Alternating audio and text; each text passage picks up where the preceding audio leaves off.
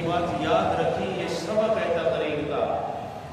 جب بندہ اللہ کی دی ہوئی نعمتوں کو یاد کرتا ہے تو اس کے اندر شکر کا جذبہ پیدا ہوتا ہے. جب بندے کے اندر شکر کا جذبہ پیدا ہوتا ہے تو وہ بندہ پھر اللہ کی اطاعت کی طرف آتا ہے. یعنی جب اس کی دی ہوئی نعمتوں پہ اس کا شکر ادا کرتا ہے، شکر جب ادا کرتا ہے تو اس بندے کے اندر اس کی نعمتوں کے بدلے میں بندے کے اندر خدا اور رسول کی اطاعت کا جذبہ پیدا ہوتا ہے. اور جس وقت بندے کے اندر اللہ اور اس کے رسول کی اطاعت کا جذبہ پیدا ہوتا ہے تو اس وقت اس بندے کے لیے دنیا و آخرت میں نجات ہوتی ہے. بس یہ اس پہلی آیت مقدسہ کا یہ نچوڑ ہے. یعنی یہ سبق اگر بندے کو یاد ہو گیا اور یاد ہونے کے بعد اس کا عامل ہو گیا، انشاءاللہ دنیا و آخرت میں اس کے لیے کامیابی ہے. کیا اللہ نے کہا اذکروا نعمتی، میری نعمتوں کو یاد کرو. جب بندہ اللہ کی دی ہوئی نعمتوں کو یاد کرتا ہے تو کیا ہوتا ہے؟ شکر کا جذبہ پیدا ہوتا ہے. جب بندے کے اندر شکر کا جذبہ، شکر یہ ہے نماز پڑھنا، یہ اللہ کا شکر ہے. بندہ بھی جب نیکی کرے نا تو اس کا شکر ادا کرنا واجب ہے. اس نے نیکی کی ہے، اس کے بدلے میں اس کی بھلائی کے کلمات کہنے چاہیے، یہ کہنا واجب ہے. تو یہ تو اللہ نے تو اس کی تو نعمتوں کی حد ہی کوئی نہیں. بہن تعدوا نعمت اللہ لا تحصوها، اللہ کہتا ہے میں نے تو تیرے اوپر بے حد و حساب نعمتیں کی ہیں، تیرے گننے میں نہیں آتی، تیرے اٹھانے میں نہیں آتی، تیرے شمار کرنے میں نہیں آتی. تو میری نعمتوں کی کوئی حد نہیں ہے. حقیقت بھی یہی ہے. دیکھیں نا، سورج چمکتا ہے انسان کے لیے، ستارے چمکتے ہیں انسان کے لیے، شجر و حجر کا سبزہ ہے تو یہ انسان کے لیے، پہاڑ ہے تو انسان کے لیے، دریاؤں میں تو یعنی ہے روانی ہے تو یہ انسان کے لیے، ہوائیں ہیں تو انسان کے لیے. اللہ نے قرآن میں یہ بات کہی ہے، هو الذی خلق لکم ما فی الارض جمیعا، اے بندے جتنا کچھ میں نے زمین میں پیدا کیا یہ سارا تیرے لیے ہے. تو شکر سے پھر انسان کے اندر اطاعت کا جذبہ پیدا ہوتا ہے. جب مالک کا ڈر بھی ہو نا، رسول اللہ کی محبت بھی ہو، اللہ کا دل میں خوف بھی ہو، پھر رسول اللہ سے جب محبت ہوتی ہے تو آپ کی جو ادائیں ہیں، آپ کی جو سنت ہے، آپ کا جو طریقہ ہے، پھر اس پہ چلنے کا انسان کا دل بھی کرتا ہے. تو سامعین محترم، جب بندہ اطاعت کی طرف آتا ہے تو جب اطاعت کا عامل ہو جاتا ہے تو پھر اس کے لیے دنیا اور آخرت میں نجات ہوتی ہے، یعنی اس کی کامیابی ہوتی ہے. واتقوا یوما لا تجزی نفس عن نفس، یہاں پہ عدل الہی ہے. آج اگر کسی نے کسی پہ ظلم کیا ہے نا تو اللہ کے حضور وہ بچ نہیں سکتا. یہ بات یاد رکھیں، من قتل نفسا بغیر نفس او فساد فی الارض فکأنما قتل الناس جميعا. اللہ رب العزت فرماتے ہیں ایک انسان کا قتل جو ہے وہ پوری انسانیت کا قتل ہے. ایک انسان کو ڈرانا اور دھمکانا بھی گناہ ہے. یہ گناہ کبیرہ میں آتا ہے. ڈر تو بندے کے اندر صرف اللہ وحدہ لا شریک کا ہونا چاہیے. بندہ جب بندے کو دھمکاتا ہے تو اللہ اس کو پسند نہیں کرتا. یہی باتیں پھر قتل کی طرف لے کے جاتی ہیں. اس لیے ظلم کسی قسم کا بھی ہے، اللہ کہ ہاں وہ بندہ ظالم بچ نہیں سکتا. اور یہ بات یاد رکھیں، ظلم پہ خاموشی اختیار کرنے والا وہ بھی ظالم کی تائید کرتا ہے. ظلم پہ خاموشی اختیار کرنے والا یہ بھی ظالم کی تائید کرتا ہے. اس لیے چاہے کسی کی وراثت دبانا ہے یہ بھی ظلم ہے، کسی کا حق کھانا ہے یہ بھی ظلم ہے، کسی کو ڈرانا دھمکانا ہے یہ بھی ظلم ہے، کسی سے پیسے لے کر کے اس کو واپس نہ کرنا یہ بھی ظلم ہے، اپنی بیوی کو اس کے پورے حقوق نہ دینا، گالی گلوچ کرنا، مارنا یہ بھی ظلم ہے. سنیں، اسلام جو ہے یہ انصاف کا مذہب ہے. یہ تو درمیانی راہ، میانہ روی اختیار کرنے کو کہتا ہے. تو اللہ تعالیٰ ظلم کبھی نہیں برداشت کرتا. یہ بات پلے باندھ لے، یہ سارے ظلم ہے. آج تو ہمیں دین کی فکر نہیں ہے نا، دنیا کی فکر ہے. دیکھیں بچہ چھوٹا سا ہے، سارے اس کو سنبھالنے کے لیے لگے ہیں، سکول پہنچانے کے لیے لگے ہیں. لیکن جب وہ جوان ہوتا ہے تو اس کی نماز کی، اس کی دین کی فکر ہوتی ہے؟ نہیں ہوتی. اس کے لیے رشتہ بھی چلتا پھرتا تلاش کرتے ہیں. چلتی پھرتی پھر جو آتی ہے نا وہ تیز سلاح جو آتی ہیں وہ پھر اپنے رنگ بھی لگاتی ہیں. یہ تمہیں تو نہیں پتہ نا، کچہری میں ہوتا ہوں، مجھ سے پوچھو کیا کیا ہوتا ہے، پھر کیا کیا گل کھلاتی ہیں.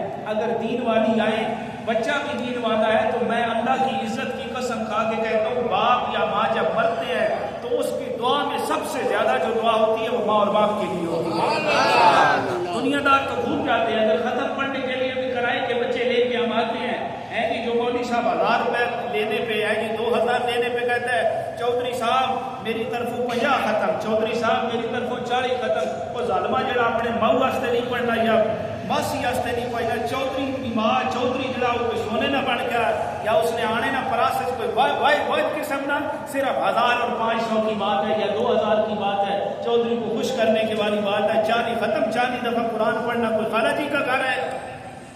40 مرتبہ قرآن پڑھنا کوئی آسان کام ہے؟ رمضان میں بھی مولوی 40 دفعہ جو اس کو جس کی کمزور منزل ہے وہ بھی 40 دفعہ نہیں پڑھ سکتا. بابا یہ کوئی معمولی بات ہے. لیکن ہم کیا کرتے ہیں، انیا بکریاں تے انے چروائے کے بگاڑا نہیں موج ہے. بگاڑوں کی تو ویسے ہی آج کل موج ہے. یہ تو بالکل پتھر پہ لکیر ہے کہ ان کی تو اب موج ہی موج ہے. لیکن قیامت کا دن اللہ تعالیٰ نے سجا کے رکھا ہوا ہے، وہاں پہ ہر ایک نے سامنا کرنا ہے. اس لیے اللہ سے ڈرو. اللہ کا ڈر سب سے بڑی کامیابی ہے. وَلِمَنْ خَافَ مَقَامَ رَبِّهِ جَنَّتَانِ، جو اللہ سے ڈرتا ہے اس کے لیے 2 جنتیں ہیں.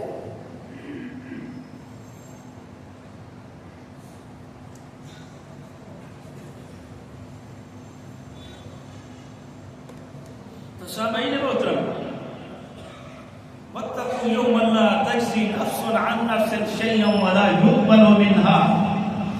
دوسری بات یقین قیامت کے دن کا یقین ہے جو میں عرض کر رہا ہوں. وہاں پہ پائی پائی کا حساب لیا جائے گا، وہاں پہ کسی قسم کی کوئی بچت نہیں ہے. شفاعت کا جو تصور ہے الا باذنی، جس کو اللہ اذن دے دے گا، اور جو شفاعت کبریٰ کرنی ہے وہ رسول اللہ صلی اللہ علیہ وسلم نے، اس کا اختیار جو ہے وہ نبی کریم صلی اللہ علیہ وسلم کو ہے. آپ کی شفاعت یہ برحق ہے. اگر کوئی رسول اللہ کی شفاعت کو قبول نہیں کرتا تو اسلام اس کو بھی قبول نہیں کرتا. کیونکہ قیامت کا دن جب لگا ہوا ہوگا، 1,24,000 پیغمبر ہوں گے، امتیں جب ان کے پاس جائیں گی وہ بھی آگے سے یہی کہیں گے الی غیری، کسی اور کی طرف چلے جاؤ. یعنی وہ قبول نہیں کریں گے. قیامت کے دن بھی جس ہستی نے قبول کرنا ہے، جب وہ سجدے میں ہوں گی تو رب خود کہے گا میرے محبوبہ تو سوال کر، میں سوال کو قبول کروں، تو شفاعت کر، میں تیری شفاعت کو قبول کروں. تو یہ صرف خاصہ شفاعت جو ہے رسول کا ہے. لہذا اس آیت سے جو 3 باتیں نکلتی ہیں، عدل الہی، یقین قیامت کا یقین اور شفاعت، تو یہ تینوں برحق ہیں. اللہ نے عدل کو نہیں چھوڑنا، یہ یاد رکھیں. اللہ نے قیامت کے دن پائی پائی کا حساب لینا ہے. آج جتنا کوئی جس کے اوپر ظلم کرتا ہے وہ کر لے، کل اس نے جواب دینا ہے. اس لیے اللہ سے ڈرو، کسی کا مال نہ کھاؤ، اس میں کچھ فائدہ نہیں ہے. یاد رکھو اللہ نے موسیٰ کو فرعون کے ظلم سے بچایا ہے. بچا فرعون نہیں ہے جس کے پاس طاقت ہے، بچا فرعون نہیں ہے جس کے پاس قوت ہے، بچا فرعون نہیں ہے جو اقتدار کا مالک ہے. دریا تو موسیٰ کو دے رہا ہے رستہ، دریا تو رستہ اس کو دے رہا ہے جو موسیٰ کو ماننے والے ہیں.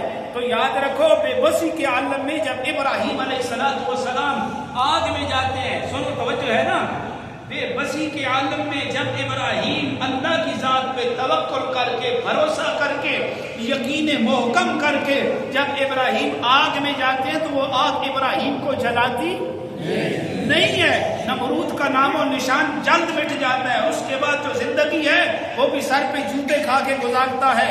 یہ یاد رکھیں، یہ اللہ بتانا چاہتا ہے اگر تو کسی کا مال کھائے گا تو یہ چند دن کا ہے، برکت اسی میں ہے جو میرے نبی نے کہہ دیا ہے. برکت اور خیر اور سلامتی اسی میں ہے جو رسول اللہ صلی اللہ علیہ وسلم نے کہا ہے. زکوٰۃ نکالو، بظاہر تو اس سے پتہ چل رہا ہے کہ مال کم ہو رہا ہے، لیکن اللہ نے کہا اس سے مال کم نہیں ہوتا، مال بڑھتا ہے، مال کا نقصان نہیں ہوتا. گندم سے زکات نکال کے رکھو، اس کو گھن نہیں لگے گا. وہی گندم بغیر زکات کے بغیر عشر کے جب رکھی جائے گی اس کو گھن لگ جاتا ہے، وہ خراب ہو جاتی ہے. یہ تو زمیندار لوگ ہیں، تجربہ ہے، ہم بھی اس تجربے سے نکل کے آئے ہوئے ہیں. تو سامعین محترم، بظاہر تو وہ مال کم ہو رہا ہے لیکن حقیقت میں وہ مال بڑھ رہا ہے، اس میں برکت آ رہی ہے. جب زندگی میں برکت نہیں ہوتی تو حالات ایسے ہیں جیسے آج ہے. بتاؤ، آج سے 20 سال پہلے پاکستان ایٹمی پاور تھا؟ نہیں تھا. 25 سال کر لے، 30 سال پہلے. اور یہ لاکھ تنخواہیں تھی؟ بولے نا، نہیں تھی. آج جو زمین 300 من گندم دیتی ہے، آج سے 40 سال پہلے جب بیلوں سے ہل چلائے جاتے تھے اور ڈھنگروں کے ساتھ گاہ جو ہے وہ گاہے جاتے تھے. یہ میں نے خود کیا ہے، میں نے دوڑیں لگائی ہیں جی. اس وقت انہی زمینوں میں سے 300 من گندم ہوتی تھی؟ بتائیں، نہیں ہوتی تھی. کبھی 40 کبھی 50 من گندم ہو گئی تو بہت بڑی زمینداری ہے جب ہل چل رہا تھا. لیکن گھر میں بندے اتنے ہی تھے، اتنوں کو اس وقت جاگ بھی نہیں ملی ہوئی تھی، کاروبار بھی نہیں تھے اس طرح کے جیسے آج ہیں. کیا اس چوڑ میں 40 سال پہلے اتنی لمبی دکانیں تھیں؟ بتاؤ نا، یہ تو آپ کے مشاہدے کی بات ہے. اتنی بڑی دکانیں تھی؟ نہیں تھی، چھوٹی دکانیں تھیں. ایسا ہی ہے نا. لیکن سکون کتنا تھا، باپ کا بھی حیا تھا، دادا کا بھی حیا تھا، محلے دار کا بھی حیا تھا، محلے میں رہنے والے سفید داڑھی والے کا بھی حیا تھا. آج لمبی دکانیں ہیں، وہی زمین 300 من فصل دیتی ہے. نہ باپ کا حیا ہے، نہ محلے کے کسی بزرگ کا حیا ہے، نہ کسی پیر فقیر کا حیا ہے. وجہ کیا ہے کہ یہ جتنا مال آتا جا رہا ہے، اللہ برکت اٹھاتا جا رہا ہے. اس وقت مائیں سویرے اٹھتی تھی، آج 9 بجے تک سوئی ہوتی ہیں اور کام جو کوئی نہیں ہے، رات 11 بجے تک موبائل میں، صبح کی نماز کی فکر نہیں. توجہ ہے؟ اگر پریشان ہو جائیں تو کوئی بات نہیں، پریشانیاں ہم بھی برداشت کر رہے ہیں، کوئی بات نہیں. کیا ہوتا تھا؟ بزرگ صبح نماز پڑھتے، سورہ یاسین کی اگر اور نہیں تو تلاوت کرتے تھے اور اس سے برکت تھی، اس میں دلوں میں سکون تھا، کیونکہ اللہ نے قرآن کو سکون کے لیے نازل کیا ہے. الا بذکر اللہ تطمئن القلوب. اللہ کہتا ہے میرے ذکر میں تمہارے دلوں کے لیے سکون ہے. آج سکون نہیں، ہر بندہ پریشان ہے، یا ڈپریشن کا مریض ہے یا BP ہائی ہو جاتا ہے. ہم سب ان مرضوں میں مبتلا ہیں اسی وجہ سے کہ وہ خیر و برکت جو تھی وہ آج نہیں ہے، وہ ختم ہو چکی ہے. وہ کیا ہے؟ اس کی اصل یہی ہے کہ اللہ کے نظام عدل پہ یقین نہیں رہا، ہمیں قیامت کے دن کا یقین نہیں رہا. بس ہم قصے کہانیوں پہ دین کو بھی ترکھائے چلے جا رہے ہیں. اور آج ہماری حالت کیا ہے؟ تو سامعین محترم، ظلم کسی قسم کا بھی ہے، یہ زیادہ دیر نہیں چلتا، یہ یاد رکھیں، یہ بالکل یاد رکھیں. کسی کا مال کھائیں گے، کسی کی زمین پہ قبضہ کریں گے، کسی کا ناحق وراثت کا مال کھائیں گے، باتیں کڑوی ہیں، برداشت کرتے چلے جائیں. اس لیے کہ اسی میں خیر ہے، اسی میں بھلائی ہے، اسی میں بقا ہے اور اسی میں ہمارے لیے سلامتی بھی ہے. اللہ ظلم کو نہیں برداشت کرتا، یہ یاد رکھیں. وہ پورا قرآن دیکھ لے، انبیاء کی قصے دیکھ لے. ایک ابراہیم کو ختم کرتا تھا نامرود، اور ختم کرنے کے لیے اپنی پوری قوت لگا دی، اپنی پوری طاقت لگا دی. ابراہیم کا نام ختم ہو گیا؟ بولو تو صحیح ہے. ابراہیم کو تو قسم اللہ کی کھا کے کہہ رہا ہوں ہر کوئی مانتا ہے سوائے دہریے کے، سوائے ان کے جو کسی کی کوئی عبادت نہیں کرتے. سب سے بڑا مذہب عیسائی ابراہیم علیہ السلام کو مانتا ہے. سب سے بڑا مذہب اسلام، یہ تو ہے ہی اصل میں ابراہیمی. یہ جو اسلام ہے یہ تو ہے ہی اصل میں ابراہیمی. یہودی یہ بھی حضرت ابراہیم کو مانتے ہیں. یعنی جتنے دنیا کے بڑے مذاہب ہیں حضرت ابراہیم علیہ السلام کو مانتے ہیں، اس لیے کہ ابراہیم نے کفر کے ساتھ کمٹمنٹ نہیں کی. جدھر بھی موقع آیا ابراہیم سینہ سپر دیوار بن گیا، اللہ کی توحید کی بات کرتا رہا، اللہ کی وحدانیت کی بات کرتا رہا، ہر ظلم کے سامنے ڈٹتا رہا. ابراہیم ڈٹتا رہا، میرا رب بچاتا رہا، میرا رب اس کو سلامت رکھ رہا تھا. جس وقت پوری نمرود نمرودیت اکٹھی ہو کے ابراہیم کو آگ میں جلاتی ہے، میرا رب اس کو سلامت رکھتا ہے۔ تو یہاں پہ بھی اللہ وہی مثال دے رہا ہے، فرعون کوئی ایک فرعون بندے کا نام نہیں، فرعون پوری سوچ کا نام ہے۔ فرعون کسی ایک بندے کا نام نہیں، فرعون ایک پوری سوچ کا نام ہے۔ اگلی بات کروں تو آپ کے سینے میں ٹھنڈ پڑ جائے گی، ملا کسی فرد کا نام نہیں، ملا پوری سوچ کا نام ہے، اور اس سوچ کے پیچھے پوری محمد رسول اللہ کی سوچ ہے، یہ کبھی ختم نہیں ہوتے، یہ یاد رکھیں۔